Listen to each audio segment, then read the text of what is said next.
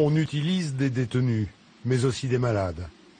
Dans certains hôpitaux, on oriente des patients dans des services financés par la CIA. Celle-ci fait des expériences sur la manipulation mentale. Elles sont sans limite. En 1965, Karen Wetmore a seulement 13 ans lorsqu'elle est admise à l'hôpital du Vermont. Elle y fera plusieurs séjours jusqu'à sa majorité. Elle souffre de dépression sévère après avoir subi des actes de pédophilie de la part d'un voisin. Internée contre son gré, on la coupe de tout contact avec sa famille, en expliquant que c'est pour son bien. La CIA était surtout en quête d'enfants âgés entre 13 et 18 ans. Ils voulaient leur modifier la personnalité. On se sentait dans un état d'abandon total. Vous êtes là, attaché, enfermé dans cette pièce, et qu'importe si vous criez, qu'importe ce que vous dites, personne ne viendra à votre secours. C'est vraiment quelque chose qui vous traumatise à vie. Les médecins s'acharnent sur Karen. Ils veulent lui effacer la mémoire et en faire un robot à leur merci.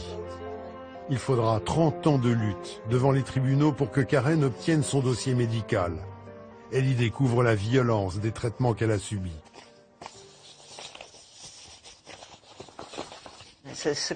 Là, c'est écrit « attaché en totalité ». Ça veut dire la camisole de force. Et attaché, donc, ils ont attaché mes bras et mes pieds. C'était sans interruption, jour après jour, semaine après semaine, février, mars, avril, et tout ça jusqu'au 21 juin 1971. Vous dormez sur le sol, sans couverture ni quoi que ce soit, et mes bras étaient attachés comme ça dans mon dos. Ça, je m'en souviens bien, c'est très douloureux. Ça vous tire sur la nuque, ça vous tire sur les épaules, et pas moyen de s'échapper. Ça rend fou, totalement fou. Et j'étais toute nue. Je pense que ça faisait partie des efforts qu'ils faisaient pour me détruire. Tout ce qu'ils ont fait visait à me détruire. Des mois dans une pièce confinée sans aucun repère. Période pendant laquelle ses bourreaux vont lui administrer toutes sortes de drogues et même des électrochocs à des doses inhumaines.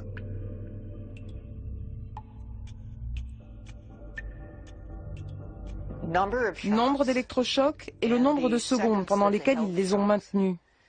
Nombre de chocs, 30, 30, 35, 35, 35, et ils l'ont fait à chaque fois pendant 40 secondes.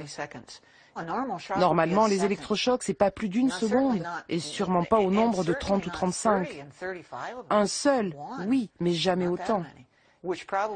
Ils cherchaient certainement à effacer ma mémoire, et c'est exactement ce qu'ils ont fait. Ils écrivent aussi pendant cette session « pas d'arrêt cardiaque, nouvel électrochoc ». Donc je pense qu'ils m'en ont remis une dose parce qu'ils n'ont pas réussi à provoquer l'arrêt cardiaque. Ils l'ont donc recommencé peut-être plus d'une fois. C'est impardonnable. Et je suis sûre que je ne suis pas la seule à qui ils ont fait ça. J'en suis certaine. J'ai survécu pour pouvoir témoigner de tout ça. Combien sont-ils à avoir subi de telles expérimentations? À Montréal, au Canada, la CIA va se servir d'un psychiatre de renommée mondiale pour monter une véritable usine à cobayes au sein de l'Allan Memorial, le département psychiatrique de l'université McGill. Ce psychiatre s'appelle Ewan Cameron. Il sera l'un des tout-puissants présidents de l'Association mondiale de psychiatrie. En 1945, Ewan Cameron fait l'expertise psychiatrique de Rudolf Hess, l'un des nazis accusés au procès de Nuremberg. En 1957, la CIA le recrute pour son programme MK-Ultra. Les Américains veulent parfaire leur technique d'interrogatoire et programmer un humain à tuer. Ewan Cameron devient une sorte de chien fou de la psychiatrie. Il plonge ses patients dans des états végétatifs pendant plusieurs semaines, en diffusant jour et nuit des ordres sonores préenregistrés. Certains en deviendront incontinents, amnésiques, oubliant même qui étaient leurs parents ou l'usage de la parole. L'hôpital du Vermont où Karen Wetmore a été internée travaillait sur le même programme. Entre les mains des médecins de la CIA, elle a été une poupée de chiffon. Ils ont utilisé des drogues comme le LSD, les électrochocs et aussi des électrochocs chimiques comme le métrazole qu'on m'a administré en 1971. Je l'ai découvert plus tard dans mon dossier médical. C'est une drogue extrêmement puissante, très violente. La CIA elle-même disait que c'était une drogue insoutenable, physiquement et psychologiquement insoutenable. J'ai d'ailleurs retrouvé un document de la CIA qui dit qu'elle était utilisée par les soviétiques sur les prisonniers de guerre et que ceux-ci étaient prêts à dire ou à faire n'importe quoi pour éviter une seconde dose. Quelle drogue formidable, non ?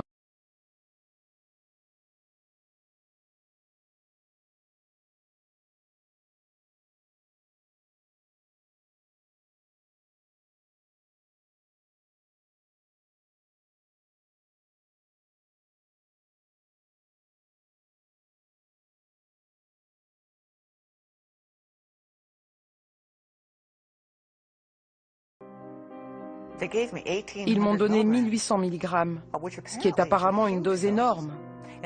Et cette nuit-là, je me suis plainte d'entendre des voix d'hommes dans ma tête qui me tourmentaient et m'obsédaient. Et j'ai tenté de m'immoler par le feu. L'imagination des savants est sans limite. Sur ces images, un taureau charge la cape qui s'agite devant lui. Quelques instants plus tard, on lui implante un émetteur dans le cerveau. Puis on le lance à nouveau dans l'arène. À chaque charge, il reçoit une impulsion qui coupe son élan. Des documents aujourd'hui déclassifiés montrent que des émetteurs plus sophistiqués ont été testés sur des cobayes humains. Il y a toujours des débats sans fin entre ceux qui croient et ceux qui ne croient pas. Mais moi, ce qui m'intéresse, c'est ce que disent les documents. Eh bien, ces documents décrivent clairement l'implantation d'électrodes dans le cerveau des gens, activer ces électrodes à partir d'un transmetteur et changer le comportement des gens. De violents à taper les murs, ils deviennent des moutons. Derrière l'oreille de Karen, il y a justement une cicatrice dont elle ne connaît pas l'origine. Quand ma thérapeute a compris que la CIA s'était servie de moi comme cobaye, elle m'a dit « Laisse-moi regarder, juste pour voir. » C'est parce qu'on avait entendu parler de ces implants. On avait lu des choses sur ça, il y avait des documents. Et je lui dis « Pourquoi pas ?» Et c'était bien là où je vous ai montré. Je suis allée chez un chirurgien spécialisé qui m'a dit que c'était une cicatrice faite lors d'une chirurgie. Il n'y a pourtant rien dans mon dossier médical qui parle de problème ou de quoi que ce soit dans mon oreille droite. On ne parle ni d'incision ni d'opération effectuée à cet endroit. Et pourtant c'est bien là. Pour ce qu'elle a subi, Karen a été indemnisée par le gouvernement américain. Mais tout comme les rares victimes qui ont osé élever la voix, pendant longtemps, elle a été prise pour folle. En 1977, l'administration Carter enquête sur les allégations qui veulent qu'un programme tel que le MK-Ultra existe. Cette enquête ne donnera aucun résultat. Cet homme sait pourtant que le MK-Ultra a bel et bien existé. Le candidat de Mandchourie a certainement beaucoup à voir avec les recherches que nous faisions à l'époque. Tellement de gens croyaient que l'on pouvait fabriquer des tueurs qu'il fallait bien étudier la question afin de savoir si c'était possible ou pas.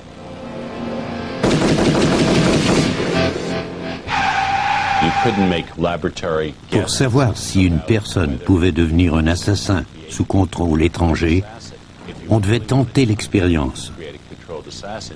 C'était la seule façon de s'en assurer. L'assassin peut être un homme ou une femme, mais l'expérience donne de meilleurs résultats avec des sujets très jeunes. Tout a commencé lorsque j'étais une enfant. Mon père était un assassin et s'intéressait au contrôle de l'esprit par la torture, l'hypnose et autres moyens. Il m'a utilisé comme cobaye afin de montrer à ses collègues de la CIA, entre autres, ce qu'il pouvait accomplir avec un enfant. Mon apprentissage a donc commencé dès l'âge de 4 ans.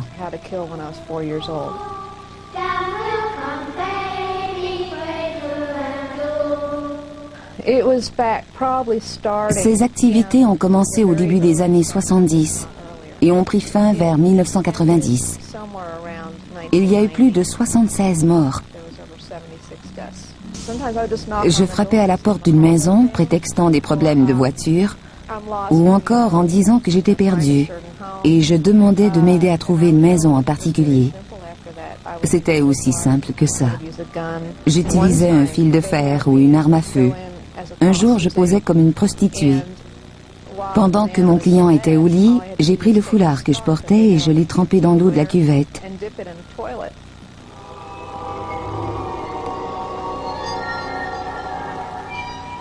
Cela a réactivé les ingrédients chimiques qu'il contenait et je l'ai déposé sur le visage de l'homme qui en est mort.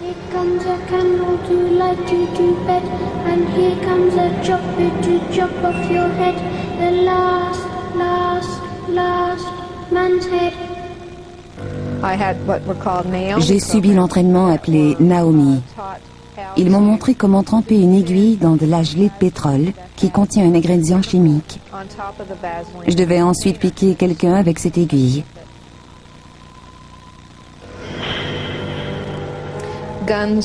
Les armes à feu me sont tellement familières, même si l'on ne m'a jamais donné la permission d'en avoir une à la maison. Aujourd'hui, je possède une arme et je me suis aperçu que je tire très bien, même sans entraînement.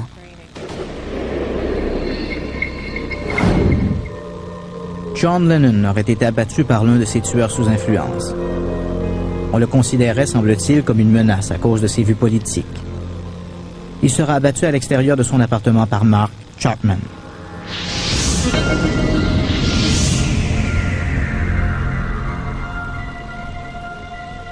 Le portier déclara qu'après la fusillade, Chapman se serait assis et aurait continué de lire le livre de J.D. Salinger, L'Attrape-cœur.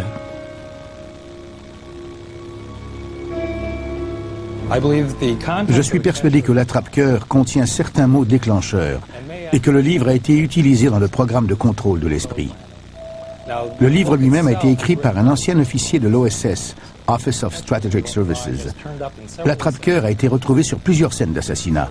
Il est donc logique de penser que ce livre joue un rôle quelconque dans la fabrication des assassins.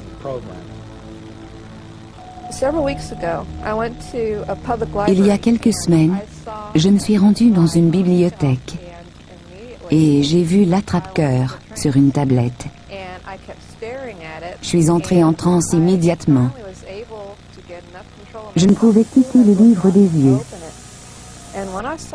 Je l'ai parcouru et je me suis dit que c'était le livre parfait pour quelqu'un qui a un problème à entrer en contact au niveau émotif avec les gens. Et que cette personne se laisserait facilement entraîner à commettre des actes criminels. Les tenants du complot soutiennent qu'il existe des implants au cerveau qui permettent de contrôler les sujets à distance. Dans les années 50 et 60, on a implanté des électrodes dans le cerveau de certains individus. Ces recherches avaient été financées par l'armée et la CIA. Beaucoup de preuves existent à l'effet que des implants ont été utilisés sur des humains en vue de les manipuler. Ce métrage, qui date des années 60, nous montre une expérience avec un taureau. Il est aussi facile de contrôler ses humeurs que de changer les postes de télévision au moyen d'une télécommande. Nous savons qu'en implantant une électrode au cerveau d'une personne, on peut contrôler les effets électriques à distance et influencer considérablement son comportement. Un homme en Suède, Robert Naisland, sait qu'on lui a implanté une électrode et prétend qu'il peut le prouver. Cet implant a eu un effet négatif sur sa personnalité, le rendant taciturne et asocial.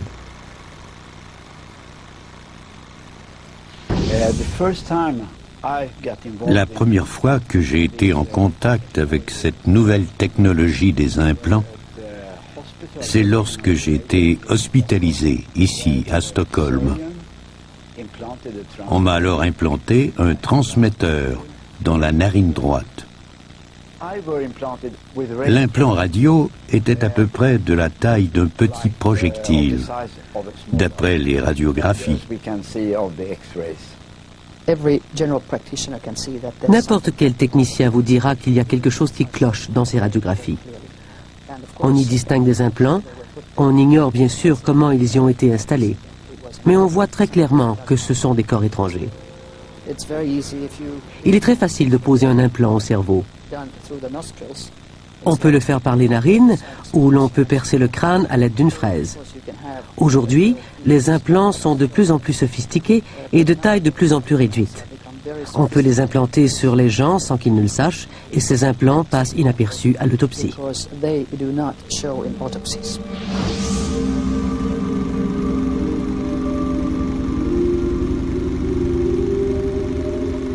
Incapable de bien fonctionner en société, il devient progressivement un petit criminel.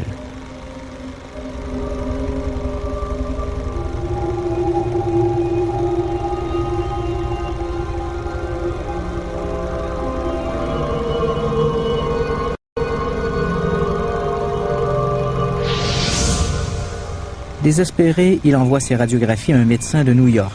Ce dernier lui confirme que l'on voit bien 2 corps étrangers sur ses radiographies. L'Iceland fait enlever ses implants en Suède et demande à les conserver. Lorsque je suis revenu 10 jours plus tard, on m'a annoncé que l'on avait perdu les transmetteurs que l'on avait retirés de mon anatomie. Je pense que la CIA et son pendant suédois, la SEP, devaient être impliqués dans l'affaire. La majorité des scientifiques et la plupart des médecins n'ont jamais entendu parler de cette technologie. C'est un secret bien gardé par les militaires. Je vis maintenant en Norvège et je sais qu'il existe un projet de surveillance électronique de la marine et que l'on installe des implants sur des humains en Norvège. Les plus récents développements dans cette technologie du contrôle mental à distance ne font plus appel aux implants. Les messages sont envoyés directement au cerveau du destinataire au moyen de micro-ondes. Une nuit de 1992, j'étais chez moi, profondément endormi, lorsque je me suis éveillé brusquement. Ce que j'ai trouvé étonnant parce que j'étais à la fois très décontracté et extrêmement alerte. C'est alors que j'ai entendu une voix dans mon oreille droite qui me disait que les bases souterraines existent.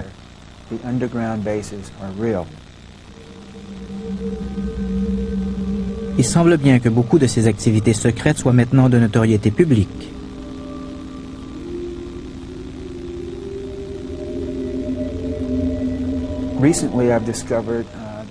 Récemment, j'ai découvert que l'on avait accordé un brevet en 1989 à une invention qui transmettait une voix directement au cortex auditif.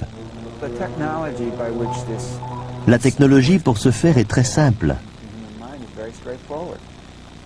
Une personne parle dans un microphone et ce qu'elle dit est retransmis au moyen de micro-ondes au cerveau de l'individu ciblé. Le destinataire entend la voix très clairement. C'est ce qui m'est arrivé. J'en suis persuadé. Beaucoup de gens déclarent entendre des voix. L'un d'eux, un prisonnier, est persuadé que l'on essaie de le contrôler. Depuis plusieurs années, je suis victime d'une invention quelconque qui me transmet des voix dans la tête. Exactement comme si j'avais des écouteurs dans les oreilles. Des prisonniers témoignent en sa faveur, mais sa cause est déboutée, faute de preuves. Après tout, qui accorderait foi au dire d'un criminel? Cette technologie connaît son apogée pendant la guerre froide. S'il est permis de penser qu'elle n'a plus cours aujourd'hui,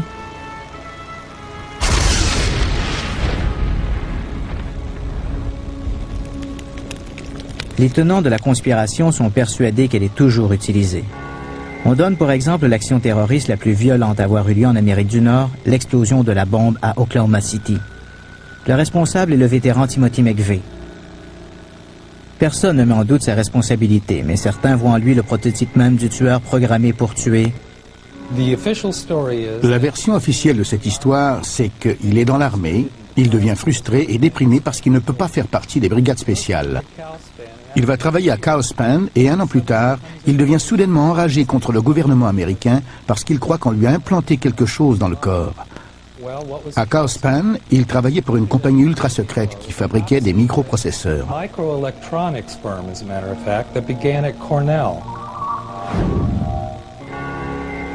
Pendant qu'il est à Carlspan, McVeigh, un employé modèle, devient vite, selon ses amis, complètement paranoïaque.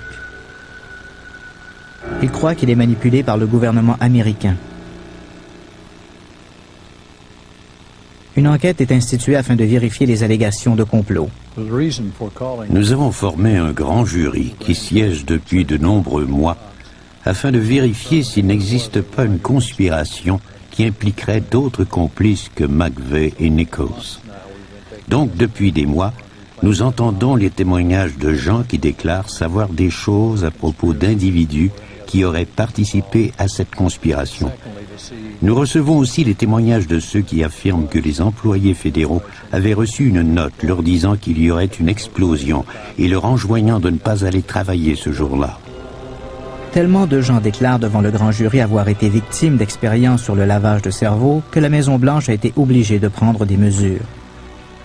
Une association, ACHES, A-C-H-E-S, voit le jour pour défendre les droits de ses victimes. Et les bandes vidéo que vous allez voir sont quelques-uns des témoignages recueillis.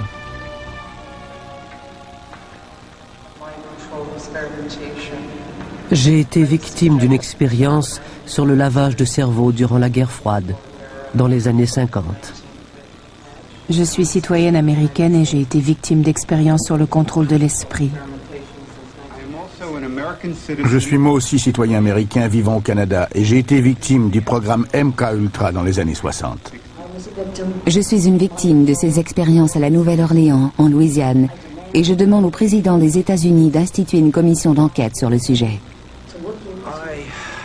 À 14 et à 16 ans, j'ai subi 2 interventions chirurgicales, dont une ablation de tissu cérébral dans le cadre d'une expérience sur le contrôle de l'esprit. Je veux faire part de mes craintes au président Clinton.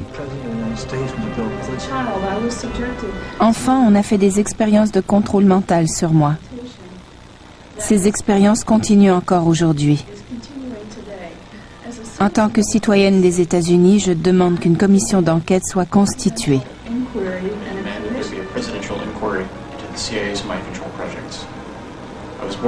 Je suis né en 1975 et je suis une victime de ces activités criminelles. Cette situation doit cesser.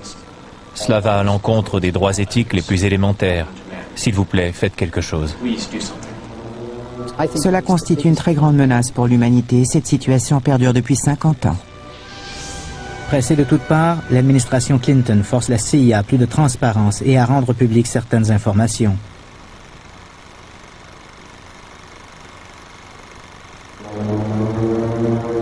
Néanmoins, une porte de sortie est accordée à la CIA.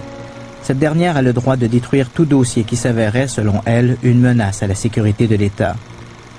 Nous ne saurons probablement jamais jusqu'où sont allés ces groupes dans leur tentative de contrôle de la population américaine.